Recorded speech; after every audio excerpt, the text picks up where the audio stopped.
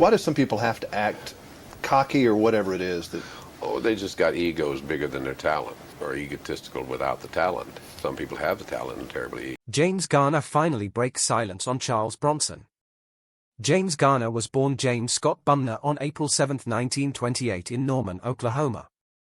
He was a beloved American actor whose affable charm, rugged good looks, and naturalistic acting style made him one of Hollywood's most enduring and respected stars. Garner's career spanned more than 5 decades encompassing television, film, and voice acting, and he left an indelible mark on American pop culture. His humble beginnings, enduring work ethic, and sincere performances captured the hearts of audiences worldwide. Garner endured a difficult childhood marked by the early death of his mother and an abusive stepmother, leading him to leave home at a young age. He eventually dropped out of high school and joined the Merchant Marine toward the end of World War II, later serving in the U.S. Army during the Korean War, where he earned 2 Purple Hearts. His military service reflected a real-life bravery and resilience that would later be mirrored in many of the characters he portrayed. He began his acting career in the early 1950s, almost by accident. After a brief stint in modeling, Garner's breakthrough came with the role of Brett Maverick in the hit television series Maverick, 1957 to 1962. Unlike the typical stoic and gunslinging cowboys of the era, Brett Maverick was witty, charming, reluctant to fight, and preferred to outsmart his enemies rather than resort to violence. Garner's performance redefined the Western hero archetype and catapulted him to stardom. His portrayal was so beloved that even after his departure from the original series, the name Maverick remained synonymous with Garner's smooth, sly, and lovable persona.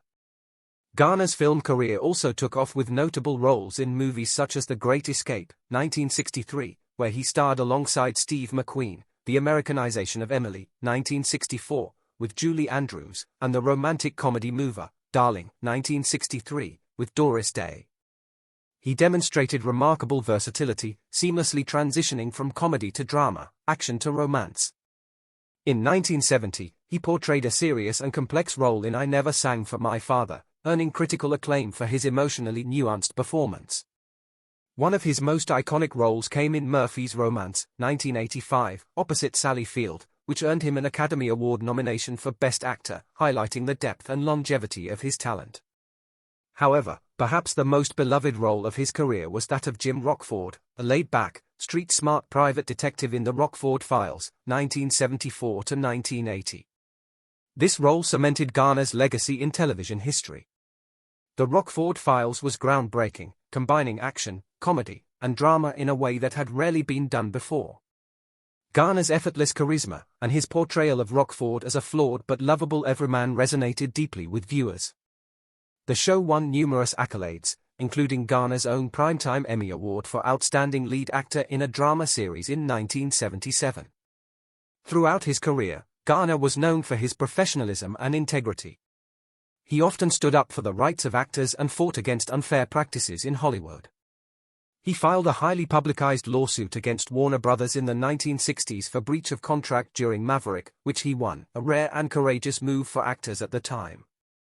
This advocacy earned him deep respect among his peers and helped pave the way for fairer treatment of talent in the industry. In addition to his acting work, Garner was an active supporter of numerous charitable causes and a committed family man. He was married to Lois Clark for nearly 6 decades, a rare feat in the entertainment industry, and the couple raised 2 daughters. Garner often shunned the limelight in favor of a quiet home life, preferring to spend time with family or enjoy activities like golf and auto racing. He was also an avid racing enthusiast and co-founded the American International Racing Team in the 1960s, even participating in races himself. Later in life, Garner continued to act, notably starring in films such as Space Cowboys, 2000, alongside Clint Eastwood, and The Notebook, 2004, where his moving portrayal of an elderly man devoted to his ailing wife brought him a new generation of admirers. The film's emotional depth and quiet power showcased Garner's enduring ability to bring grace, dignity, and authenticity to his roles even in his later years. Despite enjoying widespread popularity and being known for his warm, friendly, and sociable demeanor, James Garner was often described by those who knew him personally as an unassuming and grounded man. He carried himself with a quiet humility that belied his Hollywood fame. While his charm and easygoing attitude made him well-liked on film and television sets, Garner was at his core a private individual who carefully shielded his personal life from the public eye. He believed strongly in maintaining a boundary between his public persona and his family, and he worked hard to ensure that the attention that came with his celebrity status did not intrude upon his home life. Friends and colleagues frequently noted that although Garner was always willing to share a laugh or tell a story, he rarely spoke in detail about his private affairs, preferring instead to keep those matters close to his heart. James Garner was married only once in his life to Lois Josephine Fleckman Clark. Their meeting was the stuff of romantic movies. A chance encounter at a political party in 1956 quickly blossomed into a whirlwind romance. The attraction between the two was instantaneous and intense. Garner often recalled those early days with fondness and a touch of humor. According to him, the couple went out to dinner together every night for 2 straight weeks. "We went to dinner every night for 14 nights. I was just absolutely nuts about her," he said in an interview, clearly still enamored decades later. Their courtship was brief but passionate, culminating in their wedding just 16 days after they met on August 17, 1956. Garner, who was just starting to find his footing in Hollywood, admitted that the modest honeymoon he planned nearly drained his finances. "I spent $77 on our honeymoon, and it about broke me," he quipped, showcasing the kind of down-home humor that made him so beloved by fans. Despite the brevity of their courtship, their marriage would endure for nearly 6 decades. Garner often likened marriage to life in the armed forces, a comparison perhaps influenced by his own military background. "Marriage is like the army," he once said. "Everyone complains, but you'd be surprised at the large number of people who re-enlist." This humorous but telling remark spoke volumes about his philosophy on commitment and perseverance. It also hinted at his realistic view of relationships, that love is not without its trials, but that the rewards of enduring companionship far outweigh the temporary hardships. Garner's wife, Lois, was of Jewish faith, and while Garner did not convert, he respected and embraced her beliefs.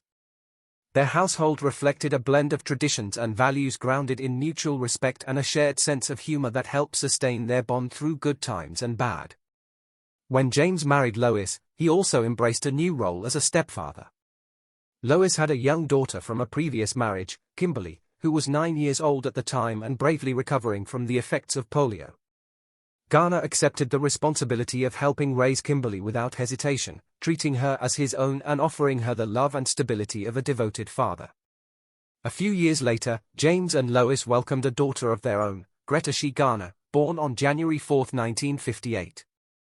She would go on to become a singer, writer, an animal rights advocate, and she often spoke of the close and supportive relationship she shared with her father.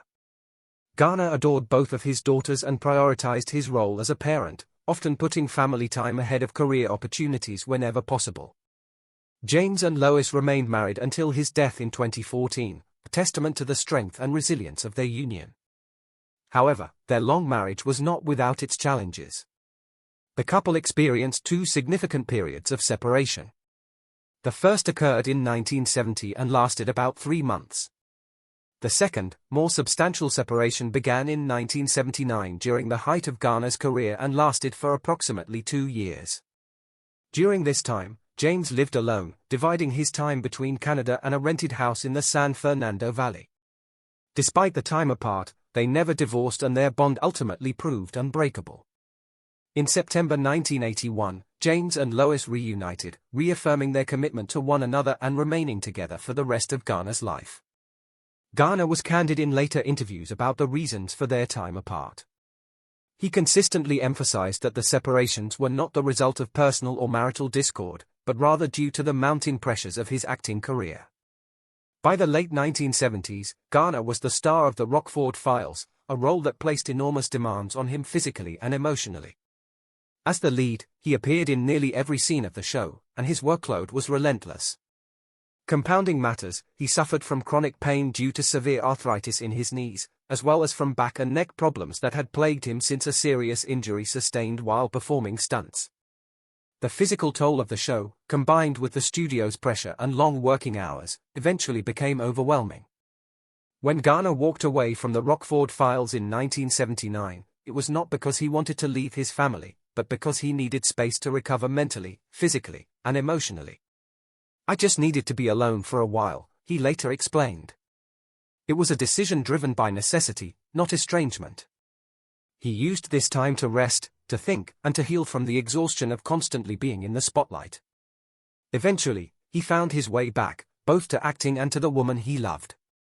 Their reconciliation in 1981 marked the beginning of a quieter, more balanced phase in Garner's life, one where he continued to work, but also placed even greater emphasis on the importance of family and health.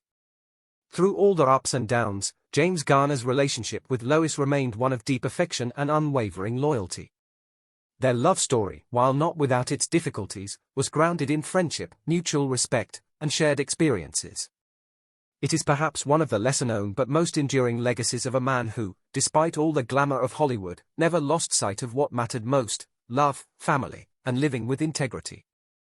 James Garner, the iconic actor known for his roles in Maverick and the Rockford Files, has been known for his quiet demeanor off-screen.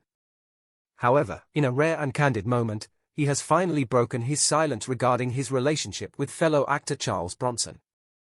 The two men, both legends of Hollywood, worked together in the film The Great Escape, 1963, and their friendship, or lack thereof, has been the subject of much speculation over the years.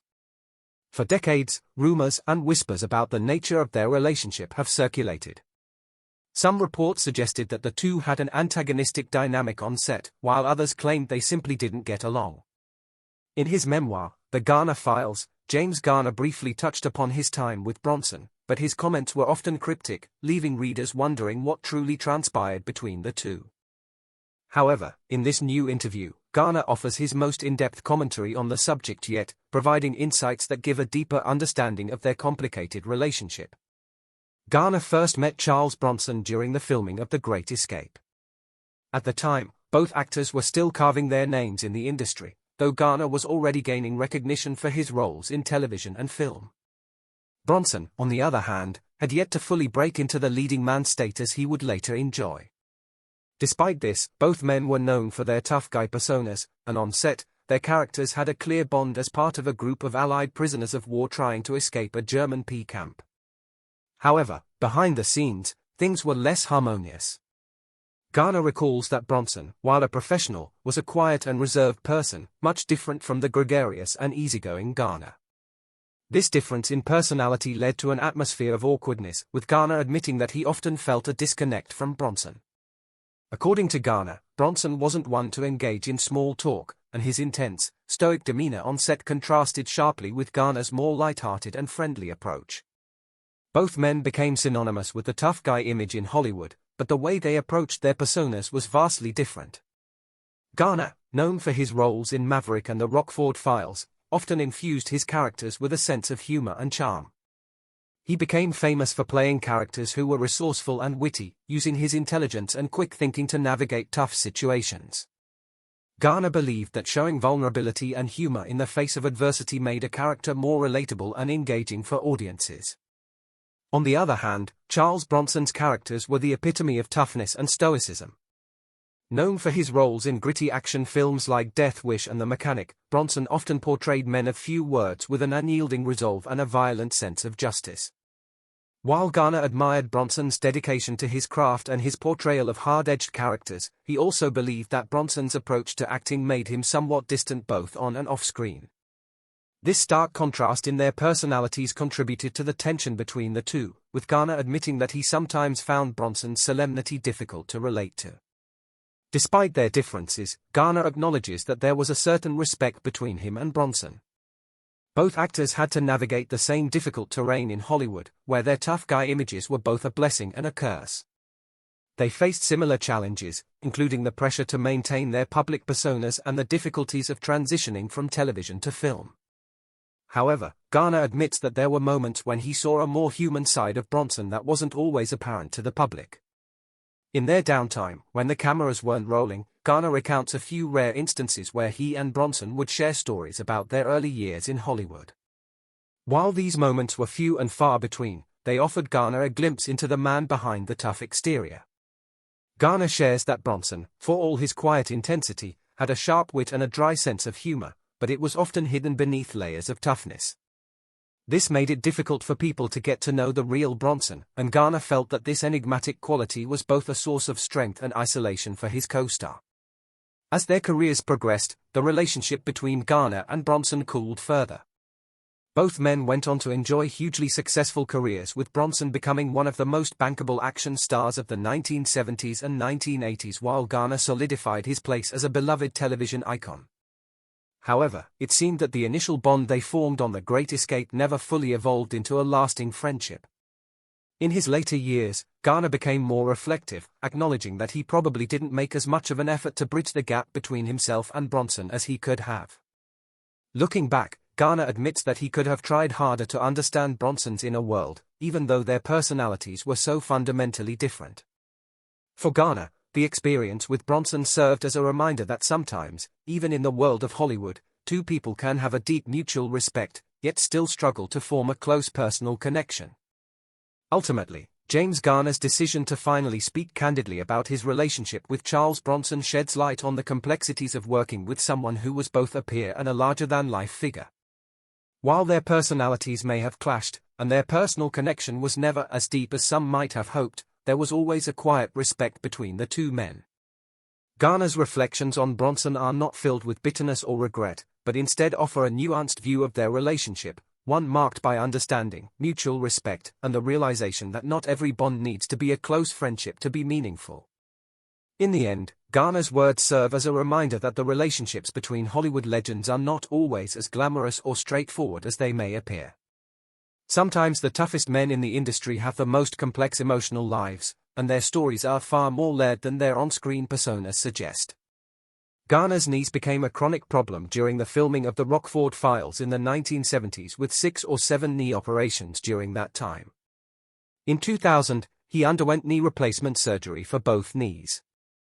On April 22, 1988, Garner had quintuple bypass heart surgery. Though he recovered rapidly, he was advised to stop smoking. Garner eventually quit smoking 17 years later in 2005. "My dad had smoked since he was 12 years old," recalled daughter She Garner. Garner underwent surgery on May 11, 2008 following a severe stroke he had suffered 2 days earlier. His prognosis was reported to be very positive. On July 19, 2014, police and rescue personnel were summoned to Garner's Brentwood, Los Angeles home, where they found the actor dead at the age of 86. He had a heart attack caused by coronary artery disease.